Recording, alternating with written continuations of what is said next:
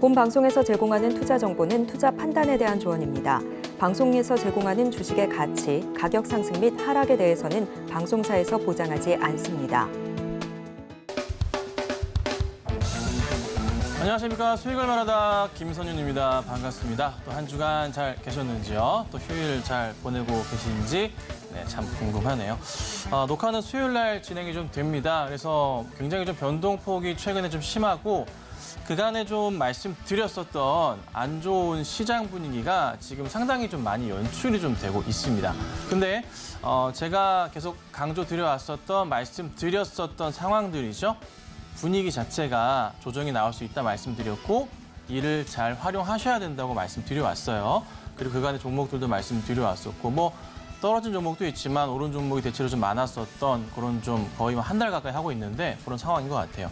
자, 오늘은 재밌는 얘기를 좀 드려볼까 해요. 뭐 요즘 SG증권 사태가 좀 시끄럽죠. 근데 굉장히 복합적으로 얽혀 있습니다. 내용들이 뭐 세력도 있고 뭐 세력을 통한 주가 조작에 대한 부분도 얘기가 나오고 있고 유명 연예인도 있기도 하고 뭐 CFD 증권은 도대체 계좌는 도대체 뭔가 이런 내용들을 좀 설명을 좀 드려보고요. 그 다음에 또 시장을 좀 보셔야 될 내용들이 있어요. 뭐 FOMC 얘기라던가 뭐 상업용 부동산이 좀 갑자기 또 얘기가 시끄러워요. 근데 이런저런 얘기들을 좀 설명드려볼 테니까 끝까지 시청해 주신다면은 아마 5월 달 주식하시는데 상당히 좀 많은 도움이 되시지 않을까라고 좀 판단을 좀 합니다.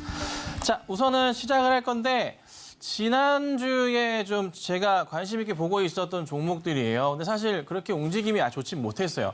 하필 시장 자체가 그냥 계속 지난주부터 팍팍팍팍 꺾여버리다 보니까 종목이 좀 매가리가 없습니다. 하지만 굉장히 좀 좋은 기회라고 판단을 좀 하는데 잠깐만 짚고 넘어가 볼게요. 자, SK 오션플랜트. 주가는 큰 폭의 변화는 없어요. 그냥 큰 틀에서 현재 구간대 좀 박스권 장세에 놓여 있는데요. 최근의 흐름, 지수 하락 때문에 영향을 좀 받긴 받았습니다. 조정이 나올 때마다 매수 대응 하시면 되고요.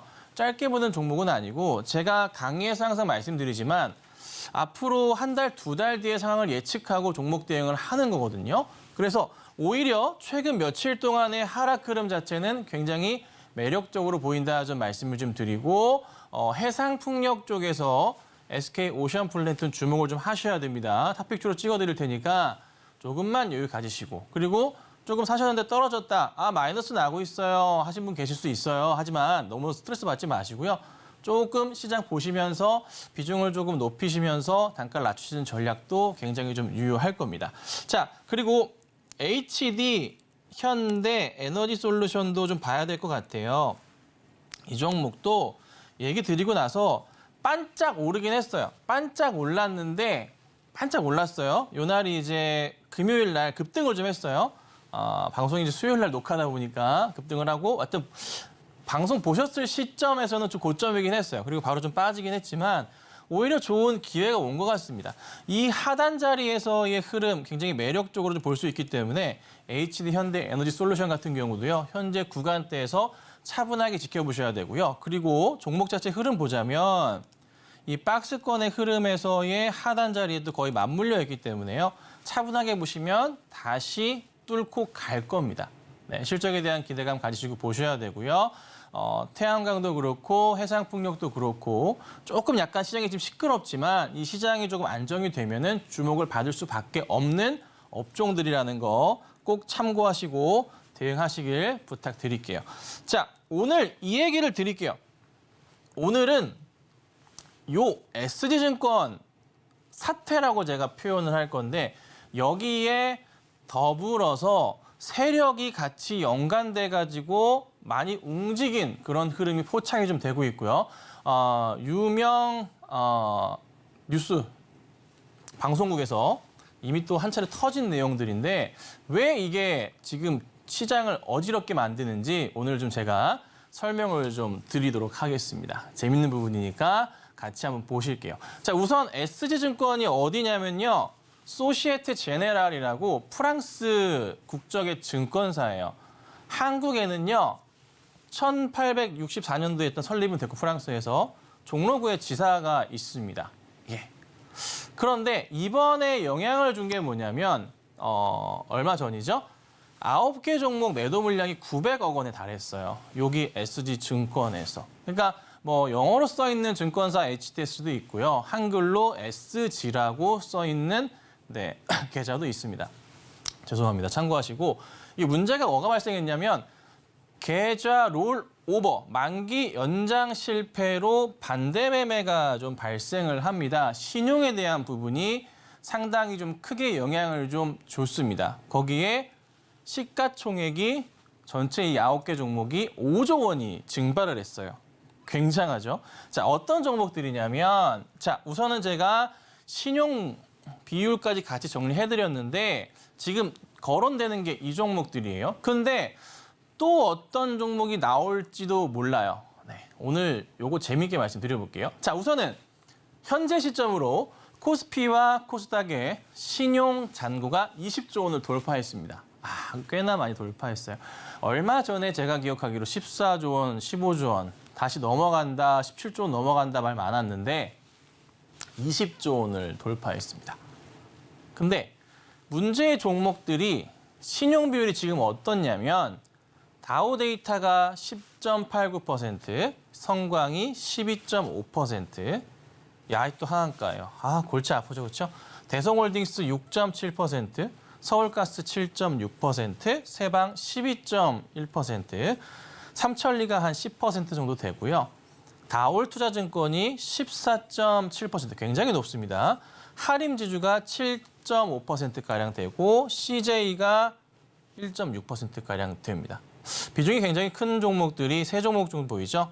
성광, 세방, 다올 같은 경우가 이런 좀 상황을 좀 보여주고 있어요. 자, 이 종목들인데 이게 지금 문제가 됐던 게 여기에 섞어가지고 몇 가지 얘기를 드릴 건데요. 자, CFD 계좌 반대매매라고 판단을 좀 시장에서 하고 있는 것 같습니다. 근데 여기서 추가로 지금 밝혀지고 있는 사실들이 뭐가 있냐면 네, 세력들 얘기가 나와주고 있어요. 네. 자, 우선 CFD 계좌가 뭔지부터 우리가 알아야 될 것 같아요. 파생 상품할 수 있는 계좌인데 차액 결제 거래 계좌로요. 외국계 창구를 이용해야만 합니다. 그러니까 주식을 보유하지 않은 상태 투자한 뒤에 차액만 추후 정산하는 장외 파생 상품 같은 경우예요. 이게 2021년도에 상당히 좀 유행을 했어요. 뭐냐면 간단하게 설명드려서요. 적은 돈을 가지고 굉장히 많이 투자할 수 있어요. 그러니까 지금은 레버리지 자체가 좀 줄어들긴 했는데 이전에는 상당히 좀 바뀌었거든요. 그러니까 이전엔 10배까지 됐어요. 10배. 그러니까 지금은 조금 바뀌어서 어떤 상황이냐면 4배까지 투자할 수가 있어요. 그리고 전문 투자 자격을 얻은 투자자만 이용이 가능하다고 하잖아요. 근데 실질적으로 까서 보면요. 왜 이 사태가 발생하냐면 일정 수준의 금융 자산, 그러니까 어느 정도 자산, 주식 계좌에 돈이 좀 많이 들어가 있으면은 뭐 투자 경제도 요건 충족 이런 거 그렇게 중요하지 않아요. 그냥 돈만 많으면 좀 많이 해줬다라고 보시면 될 것 같아요. 그러니까 이게 문제가 발생이 뭐냐면 증권사 입장에서 볼게요. CFD 계좌를 발해요. 근데 이게 레버리지를 합니다. 10배였어요. 10배. 그러니까 예를 들어서 뭐 1,000만 원 가지고 1억을 할 수가 있는 거예요. 자산가 입장에서는 1억 가지고 종목 하나를 15원치 베팅을 할 수가 있는 거예요. 근데 지금은 바뀌어가지고 2.5배 수준으로 하고 있긴 한데 이게 지금 무슨 얘기가 돌고 있냐면 자, 많이 나오는 얘기긴 하지만 설명을 좀 드려볼게요. 세력에 대한 얘기를 드려볼게요. 지금부터 잘 보세요. 앞으로 다시 돌아가서 보시면 성강 같은 경우 예를 들어서 제가 좀 설명을 좀 드릴 건데 12.57% 신용 비율이 있어요. 여기에 신용 땡겨 쓰고 CFD까지 땡겨 써가지고 뭐 한 엄청나게 많은 신용 잔고가 늘어나게 된 상황이에요. 근데 이거를 지금 어떤 일이 발생했냐면 사실 한 4, 5년 전부터 강남에 많이 돌아다녔던 거예요. 저도 제의를 받았었어. 네. 그렇지만 이거는 제정신들은 아닌데 안 합니다라고 단칼에 거절을 하긴 했는데 뭐냐면요. 제가 이제 만약에 A라고 하잖아요. A라고 하잖아요. 제가 증권 계좌가 있을 거 아니에요. 그렇죠? 증권 계좌가 딱 있는데 요 세력 쪽에서 세력이 저한테 접근을 해가지고 어떻게 하냐면 당신 계좌 종목을 내가 사고 팔아주겠다. 수익을 많이 내주겠다고 합니다. 솔깃하죠? 그 수익률이 어마어마하니까. 실적으로 이따 차트 보여드릴 건데 그래요. 그리고 제가 뭘 하냐. 돈이 굉장히 많다면은 노트북을 그쪽에서 가지고 와요. 갖고 와서요. 제 증권 계좌를 거기다가 설치를 해요. 당연히 하겠죠? 그 다음에 네. 서로 접속해가지고 저쪽에서 이제 컨트롤할 수 있는 거 있잖아요. 대신 접속해가지고 할 수 있는 거. 갑자기 기억이 안 나는데 그거를 진행을 깔아놓습니다. 요거 방법이 있고요. 그 다음 방법은 제가 핸드폰을 제 명의로 개설하고 증권 계좌를 다 깔아놔요. 이 핸드폰을 그 세력들한테 주면은 거기서 알아서 매매를 합니다. 지금 현실적으로 지금 일어나고 있는 일이에요. 뉴스도 나왔어요. 여기에서 수익률이 난 거를 5대5로 정산을 합니다. 5대5로 정산을 했어요. 근데 5대5 너무 많은 것 같죠? 근데 수익이 굉장히 잘 났어요. 좀 이따 차트 보여드릴게요. 거기에다가 더 많은 자금을 끌어들이려고 화려하게 자기 자신을 포장하기도 했죠. 세력들이 뭐예요? 아주 고급 승용차들 사진 같은 거 진짜 보여주기도 하고 자기 차라고 해서 아주 그냥 롤스로이스 이런 것들. 거기에 추가로 사람, 누군가를 끌어오면은 수익률을 5대5 배분했잖아요. 거기서 일부 수익을 뭐예요? 소개해준 사람한테 다단계 형식으로 수익을 배분해주기도 했습니다. 이 상황이에요. 이게 사실 3, 4년, 4, 5년 전부터 사실 강남 부분이나 이제 국내 이제 좀 번화가 쪽에 돈 많으신 자산가들 많은 동네에 상당히 유행했던 부분이에요. 그래서 뭐 오늘 어제도 뭐 뉴스 나왔지만은 굉장히 유명하신 가수분께서도 30억 정도 뭐 자기도 피해자다라고 뭐 이렇게 얘기를 하시기도 하는데 이런 상황이었거든요. 근데 이게 또 무슨 일이 있냐면 그럼 어떻게 수익을 내냐? 제가 성강을 한번 보여드릴게요. 기가 막힙니다. 성강 차트가 참 안타깝게도 지금 현재 3연속 하한가를 가고 있어요. 하한가를 가고 있어요. 근데 차트 보시면요. 환장합니다. 2020년부터 해가지고요. 주가를 컨트롤해요. 법망을 피하기 위해서인데요. 금융당국에서 갑자기 거래량이 많이 늘어나는 급등하는 종목들은 시세 조작, 주가 조작을 통해서 컨트롤하고 이거를 슈퍼컴퓨터가 찾아낸단 말이에요. 그런데 이 세력들이 한 방식은 뭐예요? 저 같은 사람이 만약에 이렇게 쭉쭉 있어요. A, B, C, D, E, F, G. 그리고 이 사람 집은 강남이야. 이 사람 집들은 또 강북이야. 강남에 이 사람들이 있고 여기는 강북에 이렇게 있어, 사람들이. 근데 노트북도 해놨죠? 그렇죠? 그다음 뭐예요? 핸드폰도 있죠? 이 사람 집 근처에서 매매를 하는 겁니다. 차를 끌고 다니면서. 네. 그것도 종목을 갑자기 급등도 안 시켜요. 요거 지금 여기서부터 여기까지 한 2년 반 걸렸거든요. 여기서 여기까지 가는데 몇 배 올랐냐면요. 바닥부터 해서요. 17배 올랐어요. 믿겨지세요? 17배 올랐거든요. 이거를 매일매일 그냥 꾸준하게 그냥 천천히 0.5%, 1%씩 이런 식으로 거의 2년, 3년 정도를 작업을 치는 거예요. 그러니까 슈퍼컴퓨터에 안 걸려요. 걸릴 수가 없죠. 누군가가 이거는 신고하지 않고 뭐 고발하지 않는 이상 잡힐 수가 없는 구조야. 근데 왜 이게 이런 하한가가 크게 얻어 터졌냐는 상황을 말씀드려보자면 조금 전에 제가 말씀드렸지만 이거를 진행함에 있어서 운영되는 것은 돈을 제가 그 사람들한테 주는 경우도 이런 사람들이 있었지만요. 개인들이 갖고 있는 계좌들, 자기 본인 계좌예요. 자기가 맘만 먹으면 그냥 냅다 팔 수도 있는 계좌라고요. 그런데 항상 그렇습니다. 고위층도 굉장히 좀 많았고요. 의사들도 굉장히 좀 많았던 것 같습니다. 투자자들 중에서 몇백 명 중에 보면 나름의 정보력이라는 게 있는 사람들입니다. 그렇죠? 거기서 갑자기 얘기가 도는 겁니다. 문제가 발생했다. 조사를 한단다. 그럼 계좌가 가뜩이나 거래량도 없는 하루 거래라고 해봤자 몇 주 되지도 않는 이런 성광 같은 종목의 계좌에서 소문이 나니까 자기들끼리 얘기가 돌죠? 네. 소개로 연결된 사람도 많을 거 아니에요. 던져버립니다. 폭탄 매물을 소화시켜버려요. 그러니까 주가가 하한가를 갔어요. 근데 문제가 뭐예요? 이게 계좌가 CFD 계좌도 있고 신용 계좌가 같이 있단 말이에요. 두 개가. 그럼 무슨 일이 발생합니까? 냈다 떨어져 버리죠. 그러면 뭐가 기계적으로 발생합니까? 반대매매가 발생합니다. 반대매매가 빵 터져버립니다. 냈다 꽂는 거죠? 안 팔렸어. 또 반대매매 나갑니다.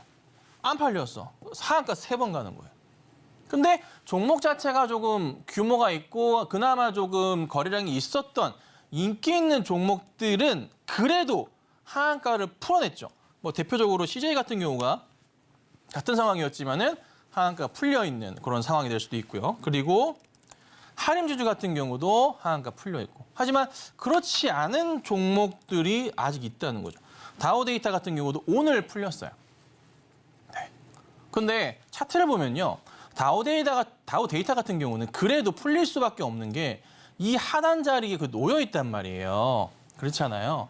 이러다 보니까 바닥 인식은 돼서 이제 사람들이 저점 인식으로 매수를 하는 상황이지만 보시면 성강은요. 바닥이 어디냐면요. 여기 이렇게 놓여져 있어요. 지금 하한가 2번 가서 여기 자리에 있거든요. 점이 하나라서 점 하한가를 안 보이는데 여기 있거든요. 그러니까 아직 공간이 상당히 좀 열려 있는 부분이죠. 그러니까 지금 애들 한 10명 정도 출국금지 시키고 조사 들어간다고 하는데 세력들을 이게 이렇게 운영을 하는 집단들이 꽤나 많아요. 그러니까 원래 우리가 생각할 때 대체적으로 우리가 보통 일반적으로 많이 지금까지 얘기를 했던 게 뭐냐면 이런 식으로 이제 만약에 올라가면은 뭐가 있었냐면 항상 우리가 생각했던 게 뭐죠? 가치주다. 그렇죠? 가치주로서 자기 자리를 찾아가고 있다라고 판단을 하는 거예요. 우리가 그렇게 지금까지 알고서 있었는데 이 통념 자체를 박살을 내버렸어요. 굉장히 나쁜 놈들입니다, 사실. 그럼 이 사람들이 어떻게 이거를 엑시트하려고 했을까? 여기에 끝은 어디였을까라는 고민을 다시 한번 해보자면 어떻게 끝을 내려고 했을까요? 주가를 계속적으로 한도 끝도 없이 올릴 수는 없잖아요, 사실. 그런데 이 금융 거래소 쪽, 우리나라 이 금융 쪽에 함정 같은 게 하나 있습니다. 아무리 회사가 안 좋고 최악이더라도요. 시가총액이 높으면 편입이 됩니다. 그러니까 뭐 코스피 200 막 편입되기도 하고요. 그죠? 시총으로 가니까 거기에 또 어디 갑니까? MSCI 이런 데도 편입이 됩니다. 그럼 어떻게 됩니까? 그냥 기계적으로 로봇이 어떻게 됩니까? 프로그램 매수 들어오듯이 들어와서 종목을 매수를 하기 시작합니다. 기관들이 보지도 않고 삽니다. 코스피 200에 편입됐다는 순간부터 해서 자금이 들어옵니다. 펀드 물량들이 수백억이 들어옵니다. 펑펑 들어와서 주식을 사기 시작하죠. 그래서 얘들의 엑시트 플레이는 뭐였다? 제가 볼 때는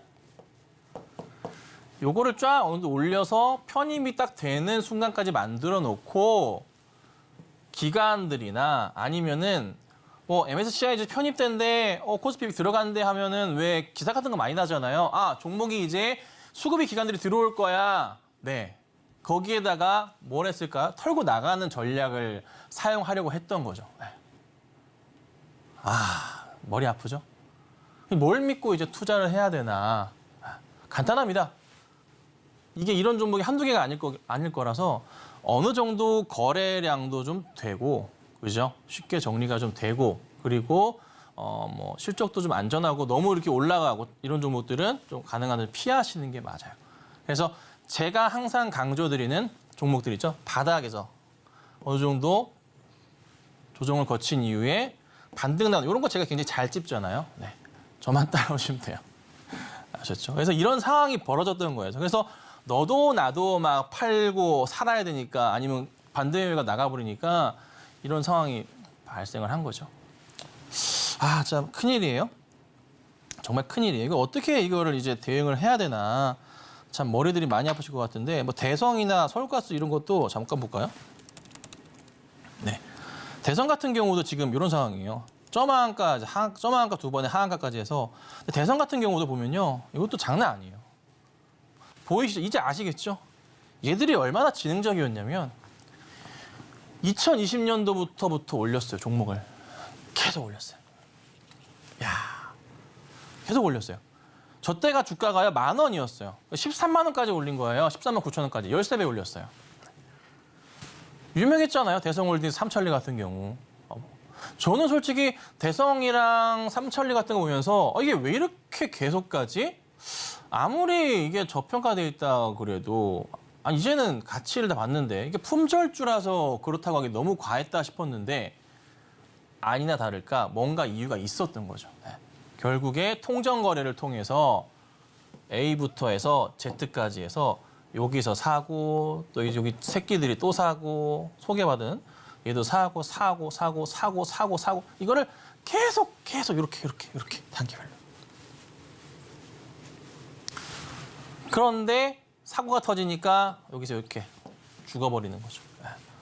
그래서 우선은 하한가가 풀려야 돼요. 풀려야지만 조금 단타도 치던 뭔가 할 수 있을 것 같긴 한데 당장에 있어서는 이 얘기들이 아직 하한가 안 풀린 종목들은요. 회사 내에서도 대책이 안 서요. 그러니까 뭐 회사에다가 전화하셔가지고 이거만 어떻게 되는 거냐 막 이렇게 하시는 분들도 있을 것 같은데 답 없어요. 회사도. 회사도 답이 없어요. 이렇게 올라가는 거 뭐 회사에서 한 것도 아니고 세력들 작전 세력들이 만들어 놓은 건데 답 있나요? 그래서 최근 들어서는 정말 말씀드리지만 계속 치고 올라가는 종목들은 정말 조심하셔야 돼요. 조심하셔야 되는 거예요.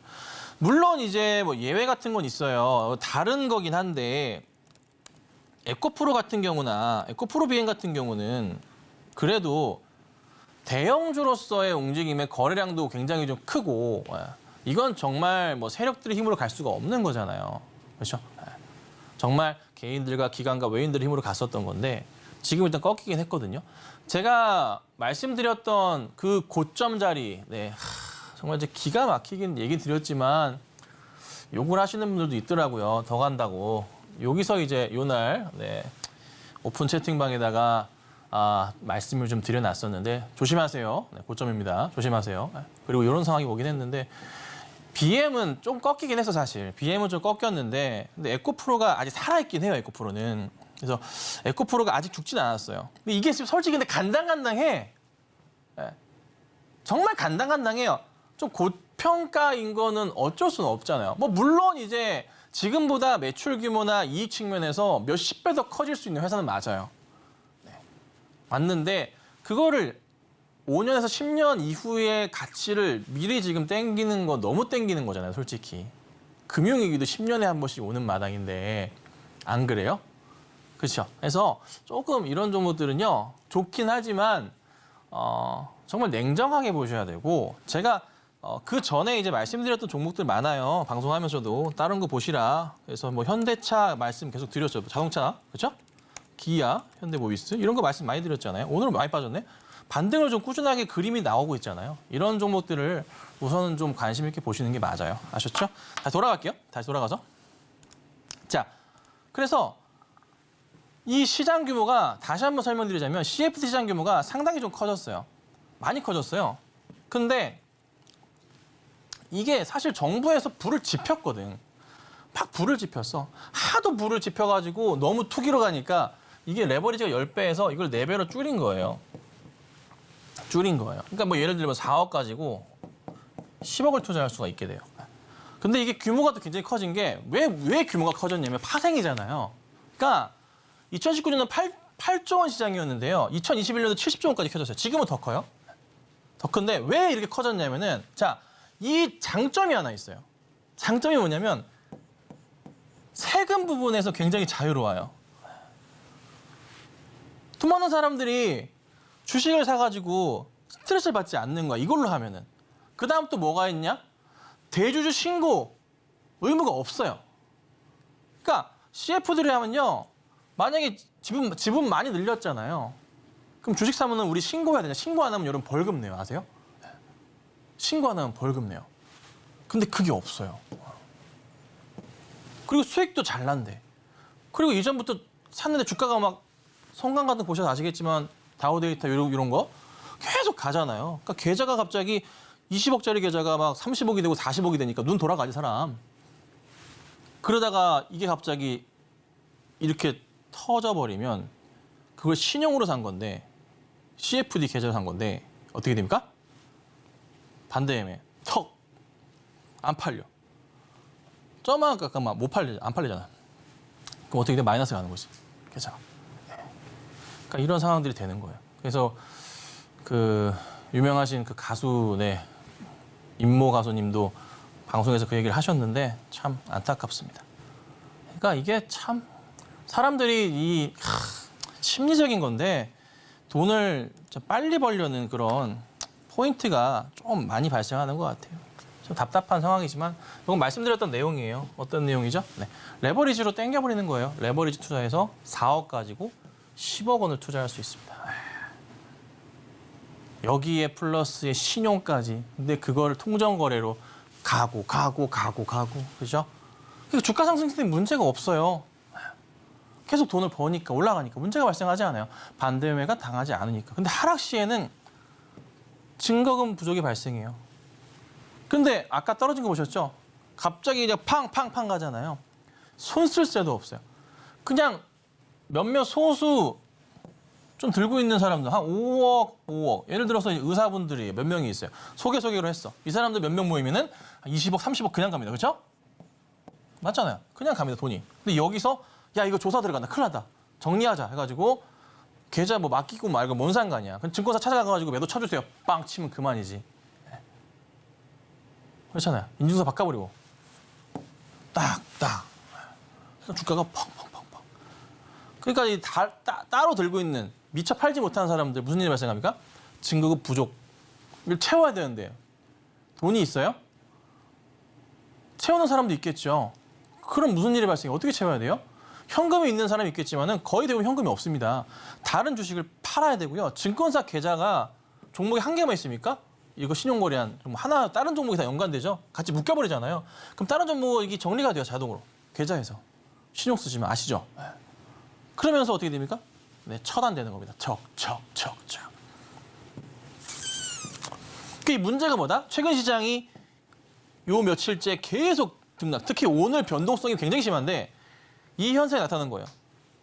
시장 자체가 올라갔다가 내려갔다가. 특히나 최근 들어서는 이 한 종목, 성강이라는 종목 예를 들어 있었다면은 다르게 들고 있었던 종목들까지 이 종목 하나 때문에 매도 처리가 되는 겁니다.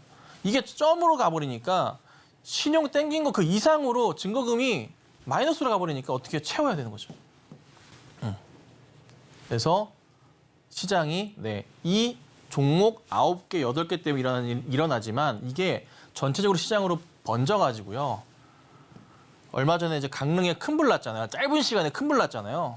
그냥 막 집불 태우듯이 확 번져버리는 겁니다. 그래서 이 상황이 연출이 된 거예요. 그래서 많이 급등하는 종목들은 특히 조심하셔야 되고 그다음에 신용거래는 정말 가능한 하지 않으시는 것을 말씀드려요. 자, 이걸로 설명드려볼게요. 궁금하신 내용들일 거예요. 세력이 털고 나갔나? 제가 볼 때는 아니에요. 현실적으로 세력이 털고 나가기 위한 그런 스탠스들이나 거래량이나 수급적인 부분이 필요한데 보시면 털고 나갈 수조차 없는 그런 흔적들이 상당히 좀 많이 보여요. 이게 예를 들자면 뭐 이제 성강 같은 경우도 보통 여러분들 그냥 기본적으로 머릿속에 알고 있는 기본 상식이 있죠. 털고 나가려면은 거래량이 좀 많이 터지면서 정리가 이루어져야 된다라는 것을 기본적으로 제가 알고 있는데 이때 거래량이 나오긴 했지만은 이걸 가지고 이거 털었다고 보기엔 조금 애매해요. 다른 정도도 마찬가지예요.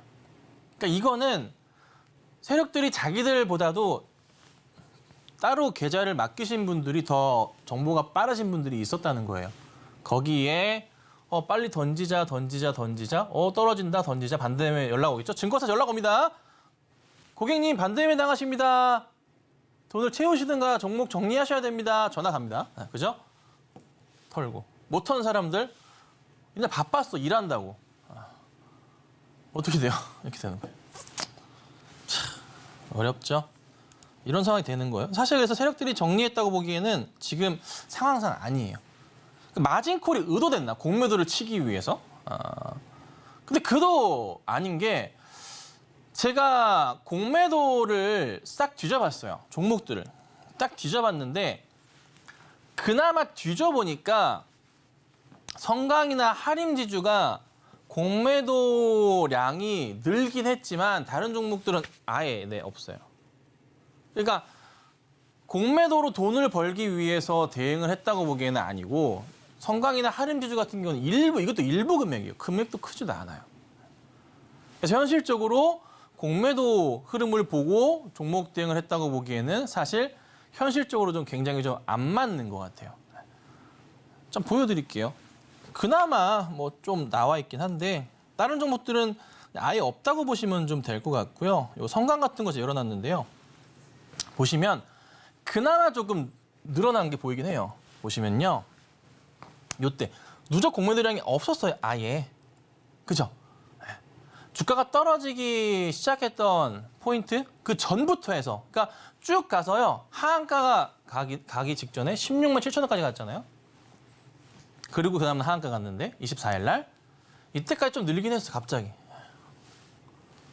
제가 볼 때는 이 종목은 조사를 한번 해봐야 돼요. 여기 누적 공매도량이요 300주 수량이었는데 갑자기 늘어가지고요 4만 주, 5만 주까지 늘었어요. 5만 주까지. 그래서 이 종목은 한번 의심스럽기는 해. 솔직히 의심스럽기는 한데 이건 이제 금감원에서 찾아보고 조사를 아마 하고 계시겠죠. 그래서 그 부분이 있긴 하나 다른 종목들은 사실 크게 보이진 않았던 것 같고요. 하림지주도 잠깐 봐드릴게요. 자, 하림지주 같은 경우에도요. 보시면 기본적으로 보시면요. 꾸준하게 원래 공매도 수량이 있었어요. 종목 자체 거래가 있다 보니까. 그런데 그나마 조금 의심을 해보자면 누구인지는 모르겠으나 여기 수량이 조금 늘긴 했어. 공매도 수량 자체가. 근데 그 전부터 좀 빠지긴 했거든요. 움직임 자체가. 살짝. 그래서 거의 사실 티가 안 나. 거의 티가 안 나요. 그러니까 공매도를 했다고 보기에도 뭐 거래량 수준이랑 비교해 봤을 때 금액적으로 사실 많지는 않아요. 많지는 않아요. 뭐 이때 좀 늘리기는 했는데 이거 가지고 이제 공매도 세력들이 뭐 돈을 벌려고 그런 한 포인트는 아닌 것 같고요. 그냥 리스크 해치 차원으로 대응을 한 게 아닌가 싶기도 한 수량이라서 사실 크게 의미는 없습니다. 실질적으로 그냥 한번 찾아보시면 돼요. 그래서 뭐 하나 더 볼까요? 다우데이터 같은 경우, 이것도 보시면 누적 공매도량이요. 누적 보시면 되는데요. 크게 안 늘었어요, 그렇죠? 수량 자체가 별로 안 늘었어요. 그죠? 별로 안 늘었고요. 삼천리도 한번 봐드릴게요. 삼천리는요, 보시면 아예 안 했죠? 보이시죠? 누적 공매도량 없어요. 계속 유지해요. 이거 400주, 뭐 300주. 없어요. 없어요. 그쵸? 없어요. 그래서 이게 참 어려운 부분인데 우선은 공매도를 가지고서 뭐 돈을 벌려고 갑자기 뭐 종목을 뭐 아래로 내다 꽂거나 한 그건 아니에요. 아니고 오롯이 무슨 일이다? CFD 플러스 신용 여기에 플러스 세력에 여기에 같이 놀아나신 우리 투자자분들의 합작품인 거죠. 이것 때문에 우리나라 증시가 도미노 현상. 왜? 이 사람들 반대매 정리하려고 다른 종목들 매도 나가고 증권사 매도 처리할 거 아니에요? 그 종목도 영향 받죠? 근데 갑자기 종목들 빠져. 나는 여기 전혀 관계없는 상황인데 종목 빠지고 시장 빠지고 뭐지 해서 또 다른 사람 던지고 그거 거기다가 지금 갑자기 또 무슨 얘기가 나와요? FOMC 5월, 6월 얘기부터 시작해가지고 갑자기 상업용 부동산 요즘 다시 떠오르죠? 제가 얘기했잖아요. 상업용 부동산 이슈가 다시 나오고 있다고. 근데 이게 생각보다 안전한 거거든요. 제가 지금부터 설명드릴게요. 그런 상황이 발생하는 것이. 그래서 참 어려워요, 시장 그렇죠? 자, 근데 지금부터 주목하셔야 될 게 있어요. 5월 달이랑 6월 달까지 해가지고 꼭 보셔야 돼요. 뭘 보셔야 되냐면 우선은 FOMC 보셔야 돼요. 5월 첫 주. 자, 5월 달에 베이비 스텝 가능성이 굉장히 좀 높습니다. 근데 문제가 뭐냐면 6월 달에도 금리 인상을 할 가능성이 있다라는 것이 지금 거론이 좀 되고 있어요. 그러니까 5월 아니면 6월 상반기에 제가 고점을 찍을 것이다라고 말씀을 좀 드려왔잖아요. 금리가. 그래서 요거 보셔야 되고요. 또 하나 지금 시장에서 뭘 주목하고 있냐면 점도표를 지금 체크하려고 해요. 그러니까 3월 점도표만 보여드릴 건데 6월 점도표 3, 6, 9, 12 이렇게 나와요. 6월 점도표를 지금 체크하려고. 이게 3월 거예요. 3월. 네. 잘 안 보실 수도 있는데요. 찾아보시면 금방 나옵니다. 인터넷상으로. 여기가 5% 라인입니다. 5% 라인이에요. 요 선 자체가 여기가 손을 그어드릴게요. 여기가 5%예요. 보시면은 23년까지 이게 23년이요. 23년, 여기 24년. 23년까지는 5% 이상을 유지한다는 점이 굉장히 좀 많죠. 24년부터 내린다고 하는데 이게 이렇게 천천히 내려가는 거예요. 그래서 25년, 26년 돼야지 이 정도. 네. 그러니까 좀 한 2.5%를 유지하는 게 목표긴 해요. 근데 이게 좀 바뀔 수도 있거든요. 그러니까 만약에 3월 달 점도표보다 이 점들이요. 이게 좀 내려온다. 이렇게 조금만 내려와 주면은 시장이 반응을 할 거예요. 바닥 인식이 좀 될 수 있어요. 근데 가능성이 좀 높은 게 지금 미국 하반기 경기 침체 얘기 굉장히 많이 나오고 있잖아요. 경기 침체 얘기가 상당히 시장을 장악하고 있어요. 뭐 때문에 그러냐면 상업용 부동산 이슈 계속 떠들어요. 그리고 지금 뭐 퍼블릭, 리퍼블릭 은행 등등해서 미국 은행들, 중소형 은행들이 자금이 계속 빠져나간다. 이거를 계속 거론을 하는데 사실 괜찮거든요. 왜 그러냐면 자 예금자 보호법으로 지금 보호받는 그 은행들의 자산이요. 얼마 전까지만 해도 한 40%대였어요. 보호받는 자금들이. 그런데요. 지금 은행들이 보유하고 있는 예금 자금 중에 예금자 보호법으로 보호받는 자금들이 몇 %일까요? 70%가 넘어가요. 넘어가고 있어요. 그러니까 현실적으로 봐도 무슨 문제가 발생한다고 한들 상업용 부동산이 지금 어떻게 돼요? 연말까지 해가지고 300조 원 규모가 막 갑자기 터질 것이다. 2025년도이면 2,000조 얘기 나오고 있고 쓸데없습니다. 쓸데없고 미국 정부에서 이 보호법을 실행해준 덕에 이 상황이 발생을 해요. 돈은 상당히 많이 빠져나갔지만은 사실 70%의 자금들, 은행에서 갖고 있는 자금 중에서 70% 이상의 자금들이 예금자 보호법을 받고 있기 때문에 문제가 발생하지 않습니다. 그리고 하나 더, 금리를 점도표에서 6월 점도표에서 금리에 대한 부분을 조금만 아래 부분으로 이게 전체적으로 약간 욕이 있다면 약간 살짝 내리는 거지. 한 요 정도 느낌으로 내려와만 준다면 점들이 조금만 내려와만 준다면 시장은 굉장히 빠르게 반등을 할 수가 있어요. 그래서 제가 단기적인 시장 출렁임은 올 수 있다라고 제가 계속 말씀을 좀 드렸던 거고 여기서부터 해서 우리가 계속 이 침체 분위기를 잡아서 주식을 대응을 하셔야 돼요. 그러니까 결론적으로 말씀드려보자면은 맥스 6월까지 금리 인상 가능성이 있긴 한데 이후엔 안 할 거란 말이에요. 안 할 거라고 6월 이후엔 안 할 거란 말이에요. 그러니까 6월까지 시장은 아무래도 좀 보셔야 되는데 5월 달에 금리 인상하고 나서 6월 달 금리 인상이랑 점도표 체크를 한다고 하고 나서 시장이 약간 흔들릴 수는 있어요. 있는데 사실 크게 영향 없을 거예요. 아셨죠? 그래서 경기 침체 있다고는 하지만은 시장의 반응은 저는 나쁘지 않겠다라고 좀 보고 있어서 차분하게 보시고 대응을 하시고 이번에 시장이 많이 빠지고 있잖아요. 그리고 오늘 변동성 굉장히 컸습니다.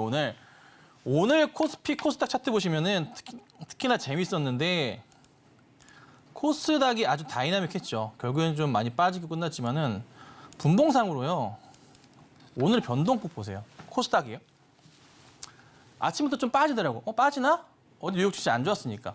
근데 뉴욕 증시가 오늘 보면은 장 끝나고 난 기업 실적들이 굉장히 좋거든요. IT 기업들 실적들이. 이런 식의 상승 나왔다가 빠졌다가 다시. 그러니까 변동폭이 굉장히 좀 컸는데요. 이게 변동폭이 굉장히 클 때 뭐라고 하냐면 시장이 어느 정도 이제 단기적인 바닥을 확인하고 있다라고 봐요. 보통 일반적으로. 그러면 현재 우리가 보고 있는 거 코스닥 흐름도 그렇고 코스피도 그렇고 어느 정도 바닥 체크가 되고 있다라고 보시는 게 맞고요. 여기서부터 해서 이제 뭘 보면 돼요? 5월 FOMC 딱 보시고 그다음에 6월 점도표까지 해서 사람들이 긴가민가 볼까 말까 약간 포지션들이 많이 나올 거예요. 시장에서도. 그러니까 겁을 주는 포지션도 있을 건데요. 기회로 보셔야 돼요. 저 계속 말씀드렸어요. 3주 전부터 말씀드렸어요. 시장 빠질 수 있다. 그리고 그 빠지는 기회를 포착해야 된다라고 말씀을 좀 드렸죠. 계속 말씀드렸어요. 그게 지금 딱 오는 거고 이 기회를 잘 활용하셔야 돼요. 근데 여기서 이제 중요한 건 뭐다?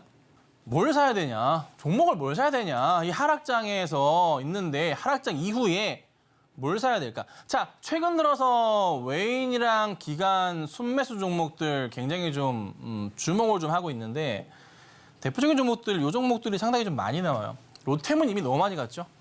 로템도 그렇고 한국항공우주도 그렇고요. 현대오비스, 현대차. 자동차는 제가 3주 전부터 계속 강조드렸어요. 왜 강조드렸냐면은 시장이 흔들릴 걸 예측했었고 맞췄고 그다음에 코스피 하락 흐름 대비해서 코스닥보다 코스피가 하락 흐름 좀 양호하죠. 근데 거기에 맞춰서 봤을 때 항상 시장이 흔들리고 난 다음에 바닥에서 진바닥을 확인하고 반등이 나올 때는 코스피 실적주들의 움직임이 굉장히 강하거든요. 많이 강해요.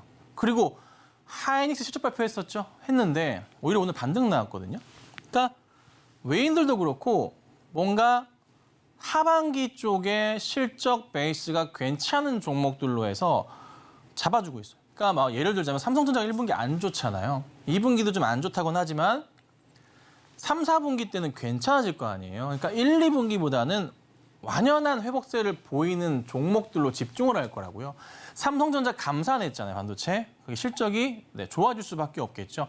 하이닉스도 같은 맥락으로 보시면 되는 거고요. 그래서 외인 입장에서 우선은 현재 윤 대통령이 미국 가가지고 열심히 이제 세일즈를 하고 있지만 좋은 소식을 좀 기다리고 있긴 한데 아마 IRA 법안이나 반도체 관련해가지고는 여러 혜택이 나올 가능성도 없잖아 있겠죠. 그래서 그런 포인트들도 같이 좀 보셔야 되고 거기에 로템 같은 경우나 좀 보셔야 되는 게 최근에 전 세계적으로 추세가 뭐냐면 탄환이라고 하나요? 포탄 같은 게 씨가 마른다고 하죠.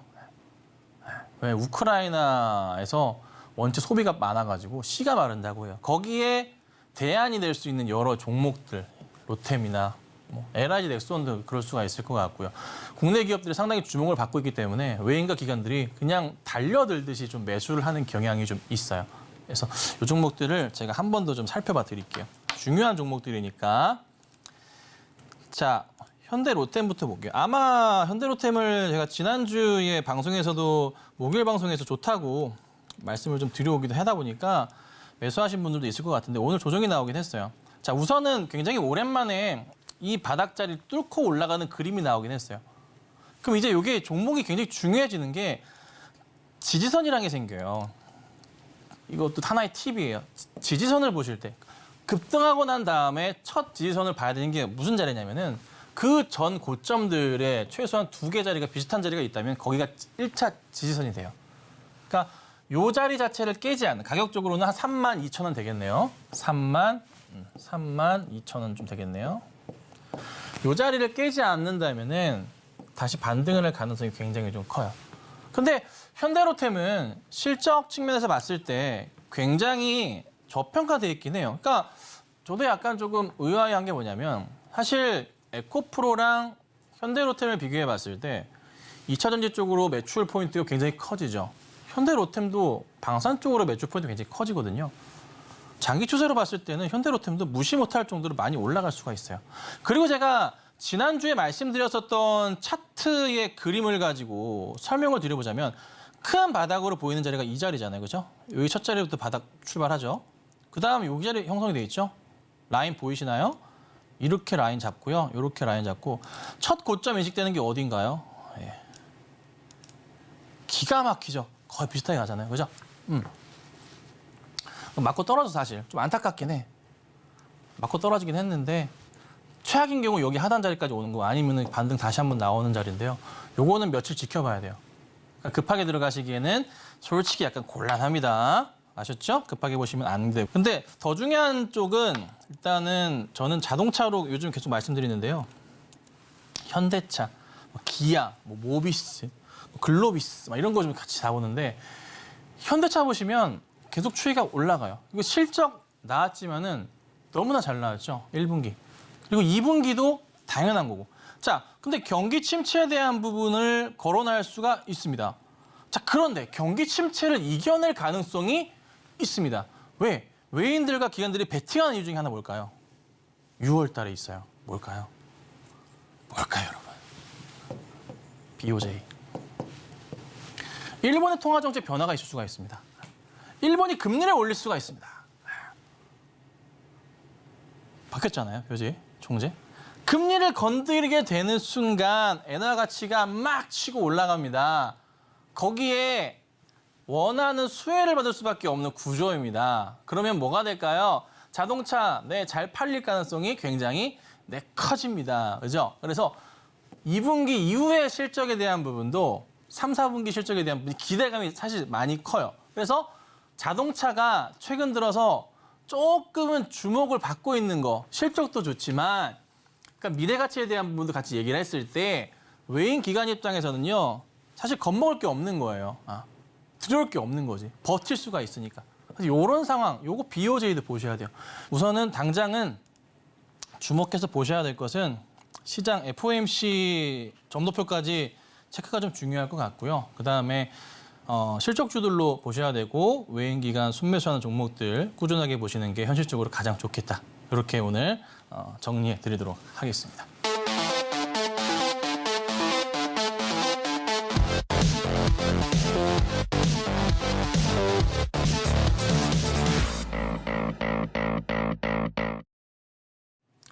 자, 이제 시장은 조금 있으면 곧 안정이 될 겁니다, 여러분. 걱정보다는 기회로 생각하셔야 되고요. 거기에 맞춰서 말씀드렸습니다. 대형 실적주, 바닥 확인된 종목들 꼭 보시고 6월 달에 BOJ도 잊지 마시라. 이렇게 오늘 정리해 드리겠습니다. 감사드리고요. 다음 주에도 뵙겠습니다.